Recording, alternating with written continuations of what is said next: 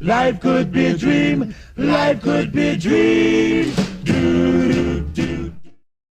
Assalamualaikum warahmatullahi wabarakatuh. Halo sahabat people, perkenalkan saya Isramianti. Di video kali ini saya akan menjelaskan isu kebijakan pendidikan terkait dengan pengertian dan hakikat kebijakan pendidikan, kekuasaan terhadap isu kebijakan, meta-analisis dan isu kebijakan pendidikan.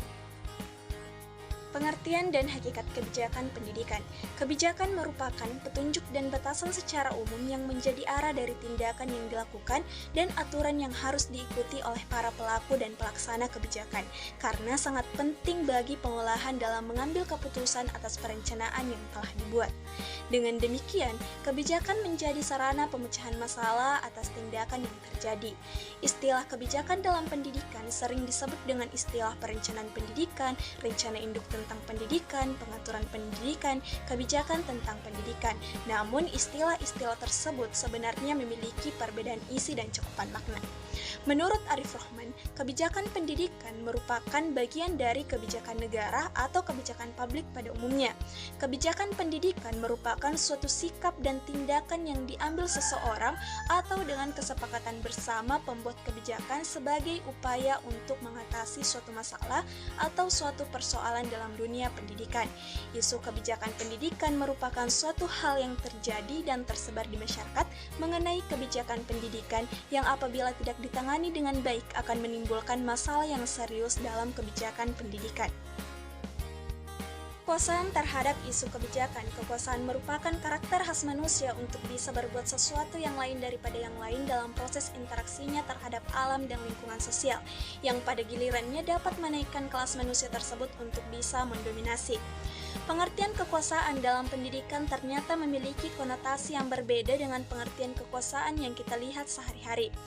Jenis kekuasaan tersebut dapat kita bedakan menjadi kekuasaan yang transformatif dan kekuasaan yang berfungsi sebagai transmitif. Arti penting pendidikan bagi keberlangsungan hidup ternyata masih banyak mengalami masalah-masalah yang cukup pelik ketika dilangsungkan berdasarkan kekuasaan. Setidaknya ada 4 masalah yang berkenaan erat dengan pelaksanaan pendidikan berdasarkan kekuasaan. Yang pertama yaitu domestifikasi dan stupidikasi. Proses domestifikasi atau penjidakan dan stupidikasi pembodohan dalam pendidikan disebut juga sebagai imperialisme pendidikan dalam kekuasaan. Kemudian yang kedua yaitu indoktrinasi. Sudah menjadi rahasia umum bahwa sistem pendidikan menjadi sasaran empuk bagi penguasa untuk bisa menancapkan kukunya dalam penentuan kurikulum. Yang ketiga yaitu demokrasi dalam pendidikan. Sistem pendidikan demokratis tak lebih dari sekedar nama tanpa menyuguhkan kesempatan-kesempatan bagi perkembangan kebebasan yang merupakan ciri demokrasi. Dan yang terakhir yaitu integrasi sosial. Integrasi sosial merupakan kapital budaya yang sangat ampuh oleh suatu masyarakat dalam melanjutkan kehidupannya. Masyarakat yang ketiadaan kapital budaya akan sangat rentan kepada disintegrasi pada waktu mengalami krisis. Kita bisa lihat bagaimana negara-negara di Asia Tenggara ketika menghadapi krisis tahun 1997 akibat kurangnya kapital budaya tidak kuat menahan krisis sehingga berakibat keterpurukan yang berlarut seperti di Indonesia. Meta-analisis dan isu kebijakan.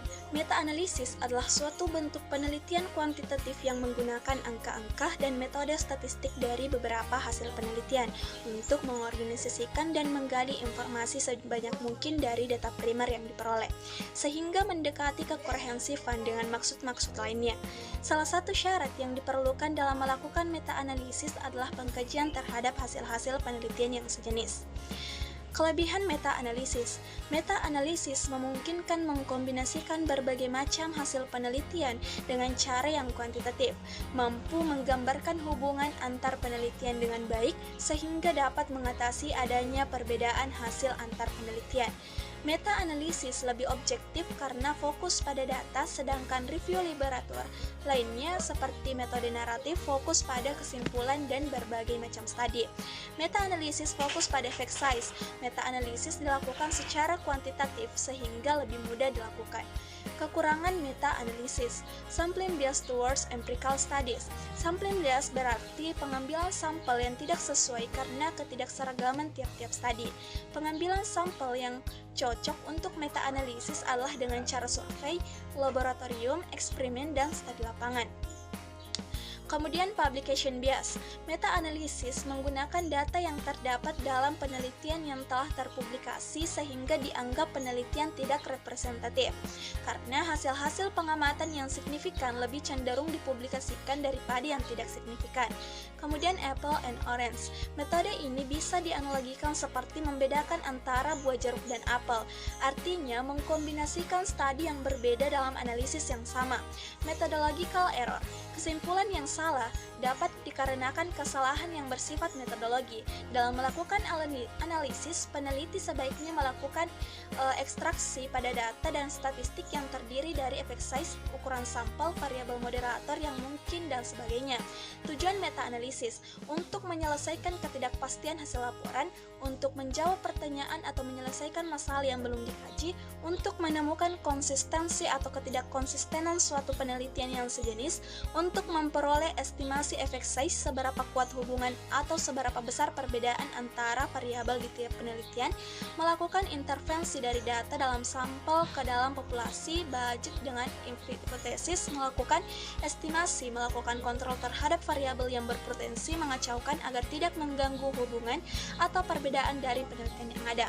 Langkah-langkah meta-analisis. Yang pertama, menentukan dan mempelajari topik penelitian yang akan dirangkum. Kemudian mencari dan mengumpulkan sejumlah penelitian dengan topik penelitian yang telah ditentukan dan menyeleksinya. Pencarian literatur penelitian dapat dilakukan secara manual ataupun melalui situs internet. Melakukan perhitungan effect size dengan metode dalam meta-analisis dan uji hipotesis terhadap effect size. Mengidentifikasi ada tidaknya heterogenitas effect size dalam model pada tahap ini. Analisis variabel moderator, menarik kesimpulan dan menginterpretasikan hasil meta-analisis. Kemudian isu-isu kebijakan pendidikan di Indonesia. Ada isu krisis aspek kurikulum dan pembelajaran di Indonesia. Kurikulum Indonesia terlalu kompleks, seiring berganti nama, kurangnya pemerataan pendidikan. Kemudian ada isu krisis aspek pembelajaran, kurangnya motivasi peserta didik untuk belajar, prestasi siswa menurun, dan semakin menipisnya etika dan kesopanan dalam belajar. Kemudian isu aspek krisis guru, yaitu rendahnya kualitas guru dan rendahnya kesejahteraan guru. Kemudian ada isu krisis aspek masyarakat dan isu krisis aspek pemerintah pusat. Itulah materi yang sempat saya sampaikan. Sekian dan terima kasih. Wassalamualaikum warahmatullahi wabarakatuh.